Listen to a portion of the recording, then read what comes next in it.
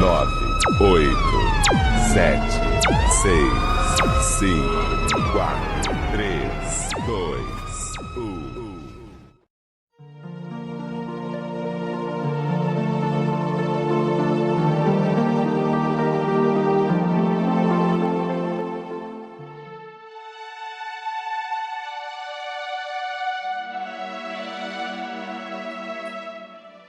O tema: cada espírito uma candeia que brilhe a nossa luz. Na verdade, essa colocação, e a gente sempre gosta, quando compartilha um estudo, colocar algumas informações iniciais para contextualizá-las no final, na reflexão final. Esse tema da candeia, um ensinamento profundo de Jesus, está inserido no Sermão do Monte. Mas, como a gente sempre sabe que pode haver algum companheiro novo na doutrina espírita, a gente começa traduzindo essas palavras que não são corriqueiras. Né? Candeia é um lampião, é uma luminária. Né? Antigamente, com óleo, né, que podia ser de barro, louça, enfim, metal.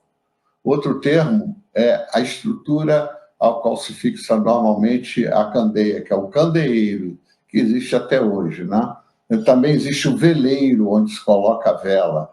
Nos evangelhos aparecem esses termos. E alqueire. Alqueire pode ser uma unidade de mensuração, mas antigamente correspondia a uma caixa, geralmente de madeira, que armazenavam sementes. Então, aí as três imagens. Bom, na nossa doutrina, a referência maior da parábola da candeia está no Evangelho segundo o Espiritismo, nosso livro de extrema referência, especificamente no capítulo 24. Não ponhais a candeia debaixo do alqueires.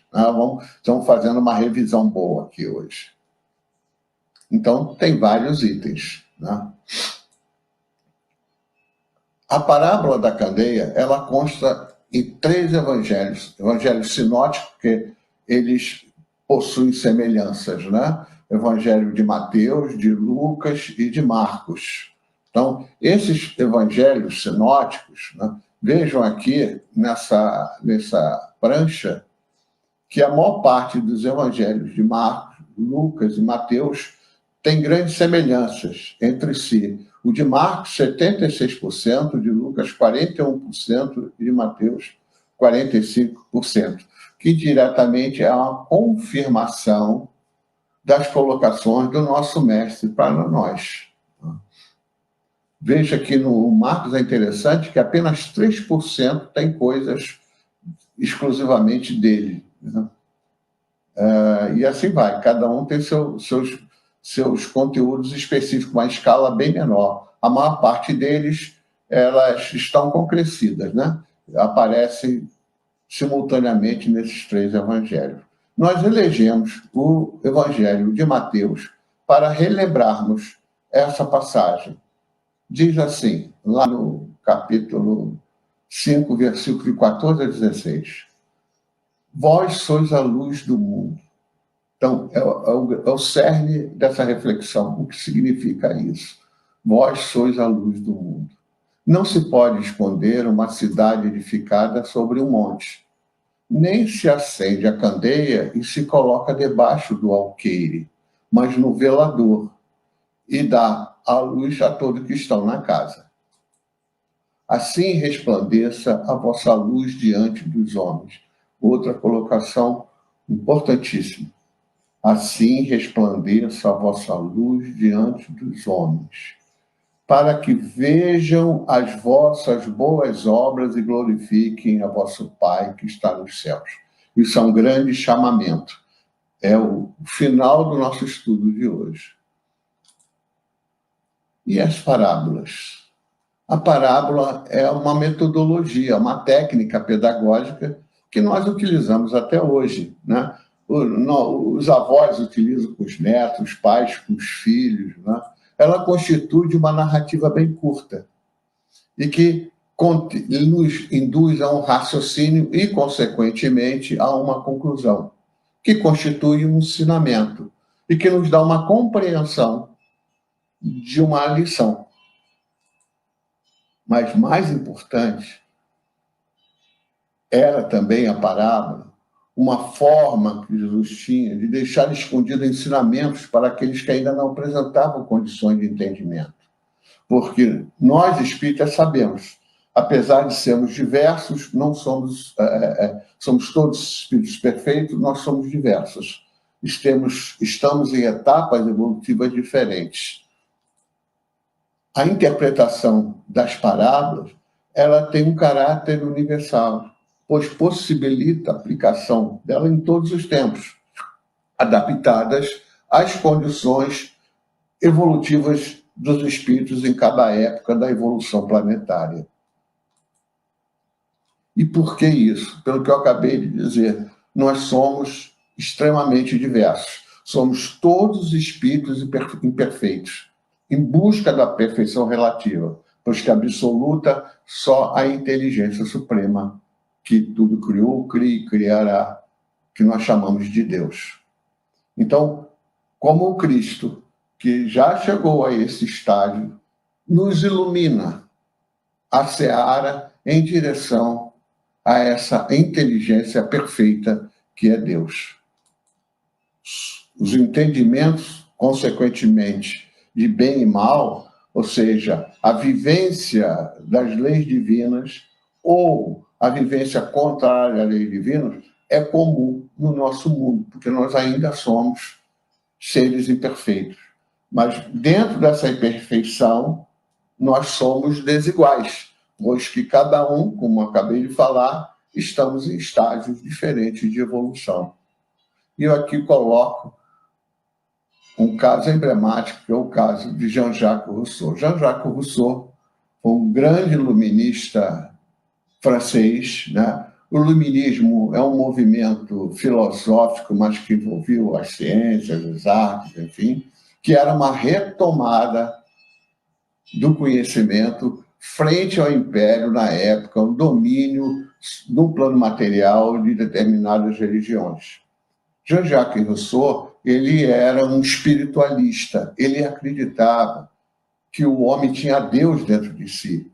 E com essa crença, ele comprou uma briga muito grande com aqueles adeptos da religião dominante então. Dentre eles, um outro iluminista, que era Voltaire. Né? E ele tem uma obra importantíssima, uma obra cujo conteúdo foi influenciar a Revolução Francesa em 14 de julho lá de 1789, né? Final do século XVIII, e cuja revolução, com esse conteúdo que foi gerado nas obras de Jean-Jacques Rousseau, influenciaram as constituições de inúmeros países até hoje, inclusive a do Brasil. Jean-Jacques Rousseau, nessa obra, publicada em 1755, se eu não me engano, chamada Discurso sobre a Origem e os Fundamentos da Desigualdade entre os Homens. Ele faz uma colocação que é para a gente perguntar a cada um de nós que aqui está participando se concorda com ela. Diz assim: o homem nasce bom, mas a sociedade o corrompe. Você concorda com isso? Será que o homem, nós nascemos bom? No sentido de bom aqui, no sentido de bem e de conhecimento das leis divinas, da vivência das leis divinas? Os espíritas sabemos que não. Né?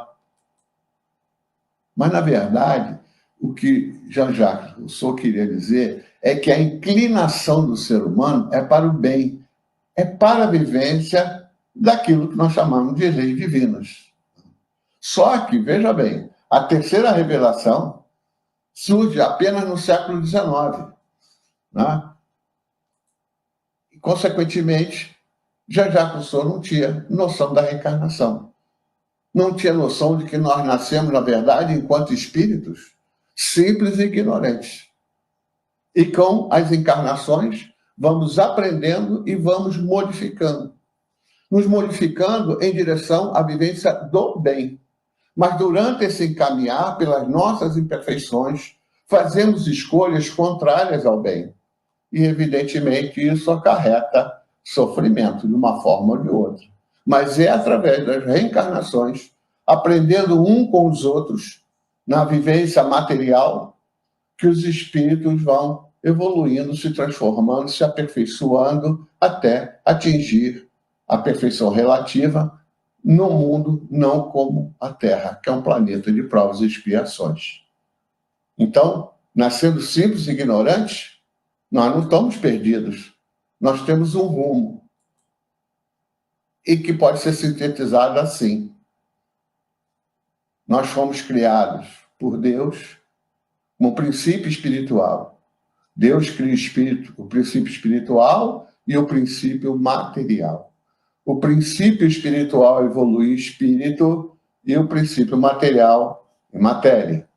Os espíritos criados, simples e ignorantes, vivenciando um com os outros, experienciando na matéria um com os outros, através de várias reencarnações, vivendo em mundos diferentes, ele a cada dia se transforma mais, evolui mais e a cada dia mais se aproxima de Deus. É importante a gente deixar isso muito bem claro, que é um processo. A evolução espiritual é essencialmente um processo de aprendizagem, de sublimação, ou seja, de purificação energética perispiritual e, consequentemente, pela nossa característica de seres inteligentes do universo, nós estamos constantemente, juntamente com a inteligência suprema, criando, emitindo pensamento. O pensamento é uma onda eletromagnética emitida, ela passa a existir. E se assim não fosse, nós não poderíamos, ao desencarnar, poder vivenciarmos, termos clareza das demais vidas que nós tivemos. Nada se perde. Tudo fica depositado em forma de energia, que nós ainda nem conhecemos perfeitamente, em nossos perispíritos. Então, essa evolução depende das nossas escolhas, depende de cada um de nós. Deus está em nós. Então, é nesse contexto que se insere esse tema. Cada espírito, uma luminária. E que a nossa luz vai brilhar em algum momento, intensamente. Paulo teve a percepção de como é um espírito perfeito relativamente quando teve a possibilidade de enxergar Jesus como é em realidade. A luz é indispensável às nossas vidas, seja aos corpos aos quais nós estamos ligados, esses corpos físicos, que foram organizados energeticamente no plano espiritual, através de um planejamento, em função das nossas necessidades de crescimento, de evolução, por espíritos mais evoluídos nós, e que talvez tenhamos tido até a oportunidade de organizarmos, planejarmos essa vida que estamos tendo nesse momento, embora já tenha nos dito que a maioria dos espíritos que encarnam nesse planeta, a grande maioria, o planejamento é compulsório. Nós já recebemos o trabalho de casa pronto para executar aqui, iniciarmos aqui no plano terrestre. Então, um primeiro entendimento da luz. A luz como elemento material. A luz é uma forma de energia eletromagnética e que toca aqui nos nossos olhos, atinge as células, os cones e bastonetes lá no nosso globo ocular, manda esse sinal de forma eletroquímica agora até o cérebro e lá nós conformamos as imagens.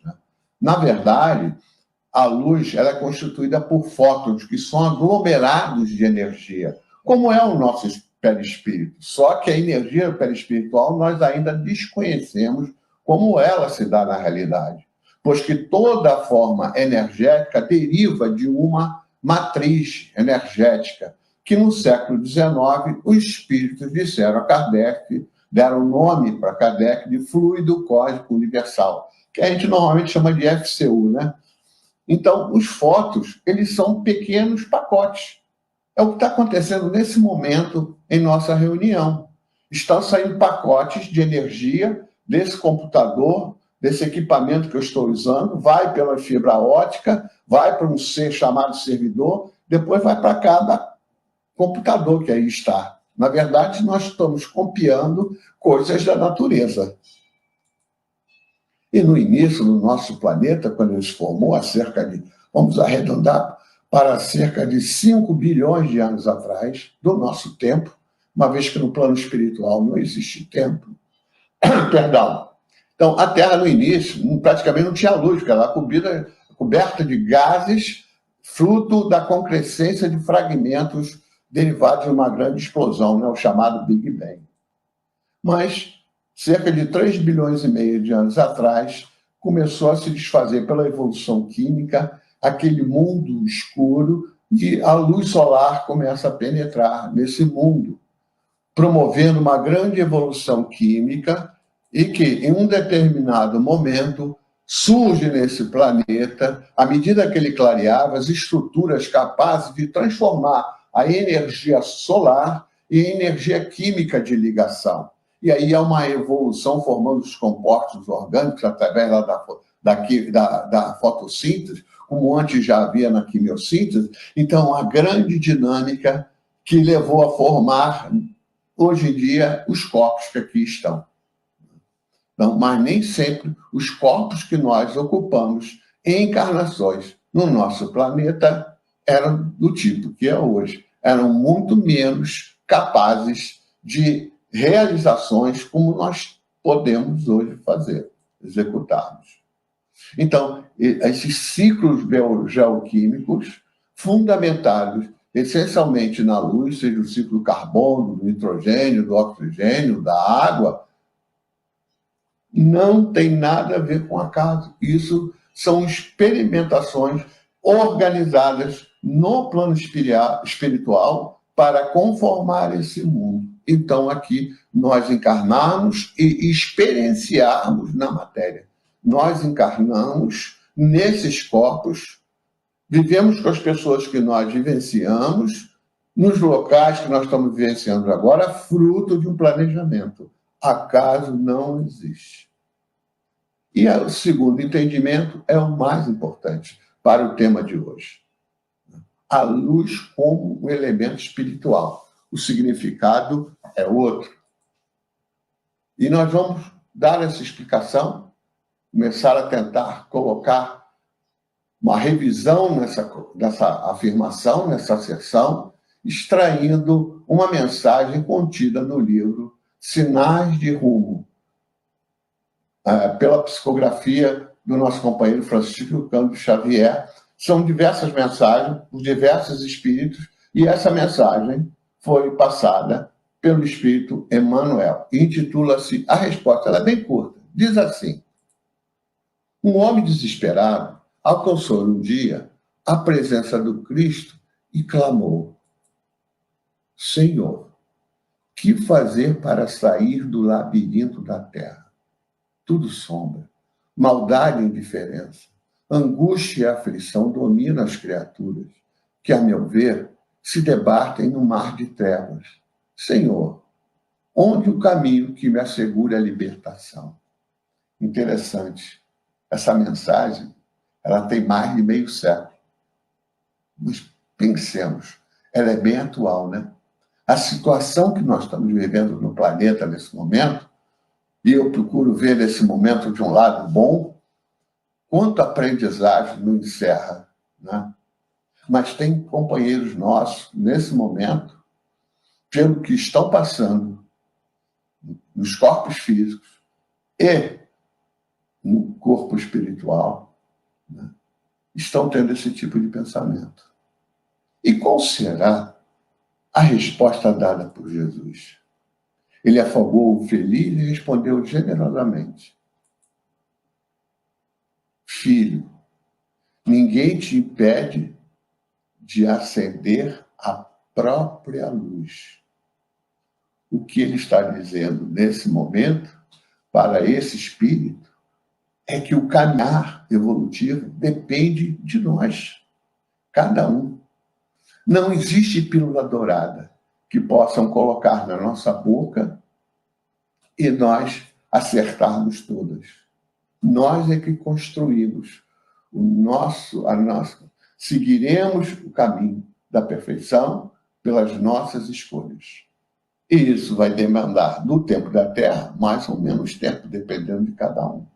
Mas isso é um grande consolo, chegaremos a esse mundo angelicais, a esses mundos puros. Então, qual é o significado verdadeiro desse convite do Mestre? Por que somos convidados a fazer com que a nossa luz brilhe? Que luz é essa a brilhar? Esses questionamentos, sem sombra de dúvida, nos conduzem ao verdadeiro entendimento do que seja a nossa imortalidade, do viver para sempre, da prevalência da verdadeira vida, da prevalência do espírito sobre a matéria. Na verdade, é um renascer em espírito quando cai a nossa ficha, quando nós temos clareza que nós não somos esses corpos físicos, nós estamos apenas ligados pelo nosso perispírito ao ADN de cada um desses trilhões de células, cerca de 10 trilhões de células que compõem esses nossos corpos físicos. Nós somos os seres inteligentes e ocupamos todo o universo, pouco a pouco, em cada vivência, em cada encarnação. Então, brilhar a luz é renascer a cada momento, a cada progresso realizado, nos levando a nos transformarmos pouco a pouco, encarnação a encarnação, até nos aproximarmos do nosso Criador. E isso, em essência, é pela nossa evolução, seja intelectual ou seja moral. Então, a interpretação dessa parábola, a candeia viva, né, é de um caráter universal. Serve para os espíritos que estão em todos os mundos, nesse momento. O sentido espiritual que Jesus conferiu a essa colocação, a essa secção, brilha a vossa luz, é que todos nós construímos virtudes, ou seja, no bem, virtudes em nós mesmos, nós é que construímos, por nossas escolhas. Mas, sobretudo, e aí vem já uma primeira explicação, brilha a vossa luz, nós necessitamos compartilhá-las com todos os nossos irmãos. Amar a próxima como a ti mesmo, com atitudes, e não escondermos essas virtudes em função do nosso egoísmo. Sobretudo, o egoísmo intelectual ele é extremamente deletério no contexto de impedir a evolução do espírito. Em geral, a gente fala muito do egoísmo material, né, de querer isso, eu quero para mim só, para você não, mas às vezes nos esquecemos daquele ensinamento que você conseguiu e você não vou ensinar para ele não, senão ele vai saber mais do que eu. Não é? Isso é característico dos espíritos desse mundo. Quem de nós, em algum momento, não foi um egoísta intelectual e, consequentemente, um egoísta também moral? Não é? Eu fui. Nesse livrinho, eu acho que vocês conhecem. É muito comum nas nossas casas, para a harmonização, fazermos leituras de livros dessa coleção chamada Fonte Viva. São cerca de 5 livros, se eu não estou equivocado. Esse livro, Fonte Viva, ele tem 2 mensagens que nos explicam muito bem o sentido dessas colocações, do brilho a vossa luz, da importância da candeia. Né? É um livro psicografado por Chico Xavier, Franciscano Xavier, através de mensagem do Espírito Emmanuel. Na mensagem 81, que se intitula Candeia Viva, Emmanuel nos esclarece. Nossa existência é como se fosse um lampião. como se fosse uma lamparina, uma candeia. É um erro lamentável despendermos nossas forças sem aproveitamento, guardar tudo para a gente, tudo que a gente aprende, tudo que a gente pode fazer, todo o nosso potencial, e não utilizarmos em prol do bem. Então, sem proveito para ninguém, sob a medida do nosso egoísmo, da nossa vaidade ou de nossa limitação pessoal.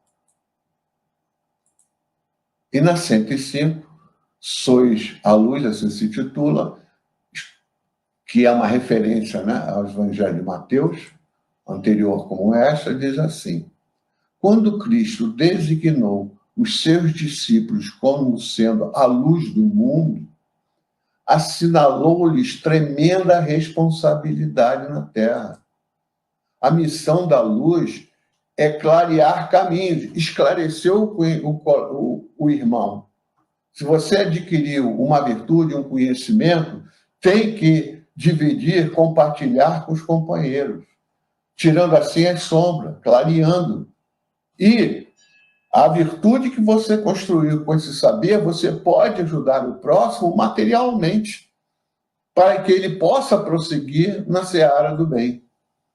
Se nos compenetrarmos, pois, da lição do Cristo, interessados em acompanhá-lo, é indispensável a nossa disposição de nos doarmos. Doar, às vezes, é fácil. Nos doarmos, trabalharmos.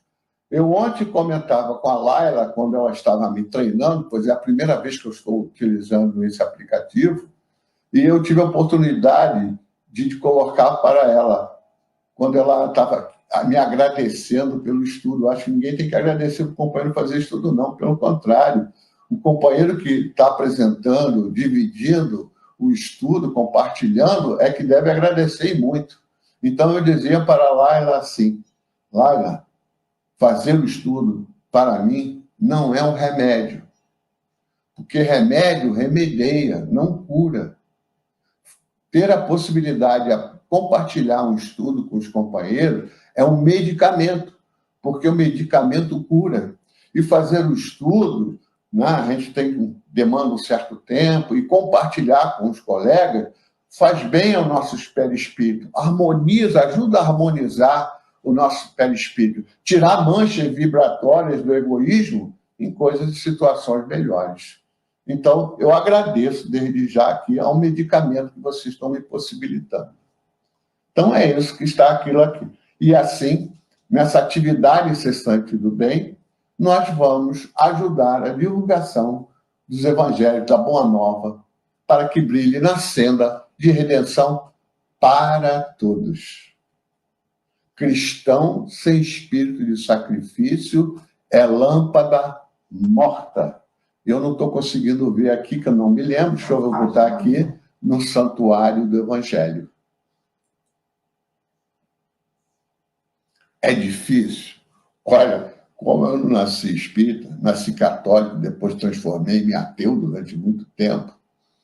Sou um espírita, vamos dizer, já no final de encarnação, depois dos 50 anos, 40 anos, para mim foi difícil o início.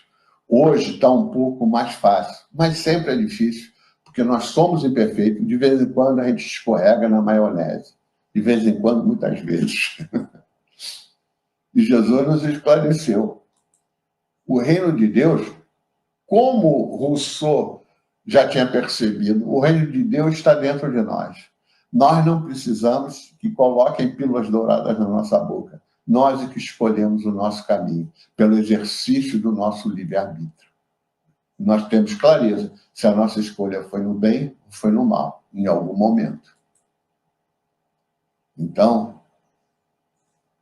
Deus é um estado interior, Deus dentro de nós é um estado interior de vivência do amor. O amor predomina sobre o desamor. E, ao mesmo tempo, o conhecimento sobre a ignorância. Ora, e como isso é importante nos momentos que estamos vivendo em nossa sociedade.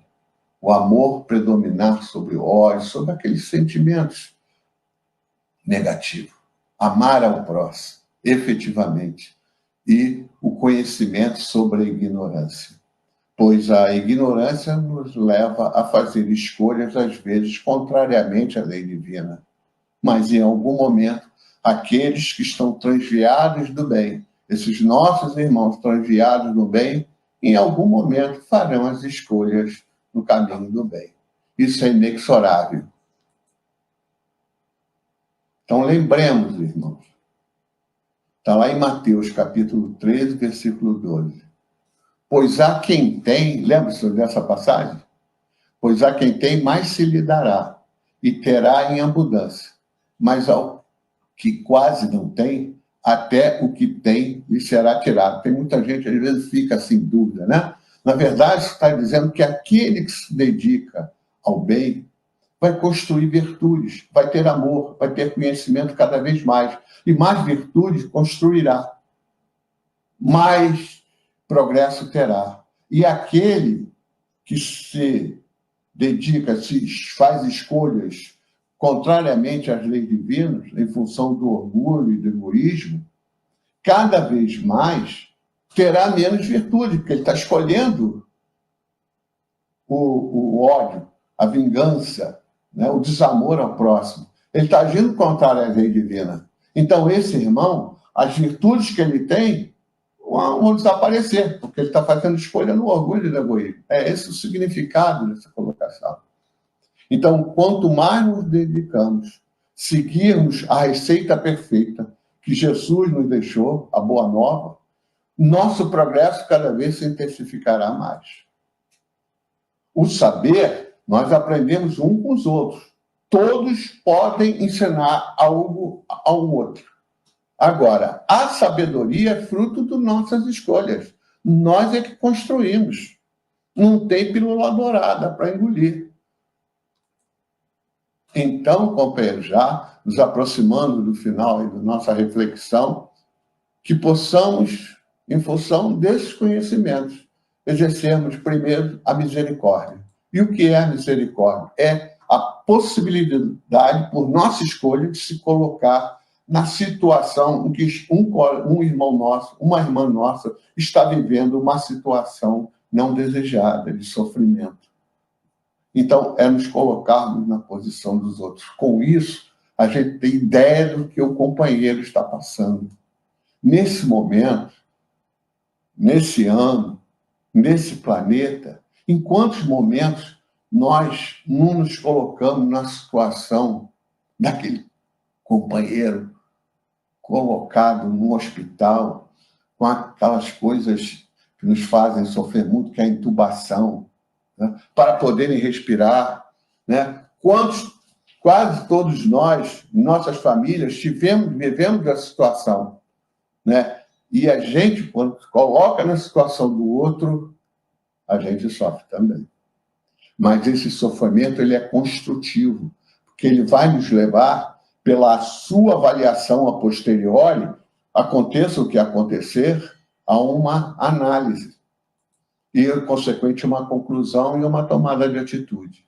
Então, da misericórdia, nós podemos, durante esse processo, sermos solidários. Ser solidário é dar apoio àquele que está sofrendo, seja psíquica ou fisicamente. É dar um chão àquele nosso irmão, à nossa irmã. E aí nós podemos o quê? Consolar. Consolar é consolo, é iluminar.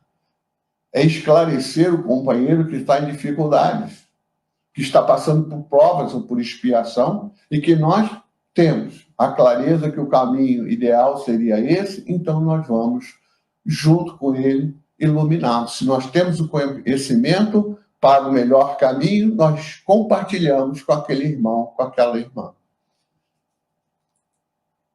E, finalmente, aquilo que consta como um dos maiores ensinamentos, como diria, mandamentos, né? Que é a fraternidade, mas que é uma escolha. A fraternidade é um sentimento, é o amar a próximo como a nós mesmos. Quem consegue fazer isso está acelerando o seu processo evolutivo. Então, companheiro, se a gente consegue amar ao próximo como a nós mesmos, ajudar, compartilhar, vivenciar momentos de amor com o próximo, consequentemente, a nossa luz vai brilhar. Então, que brilhe a nossa luz. Que assim seja.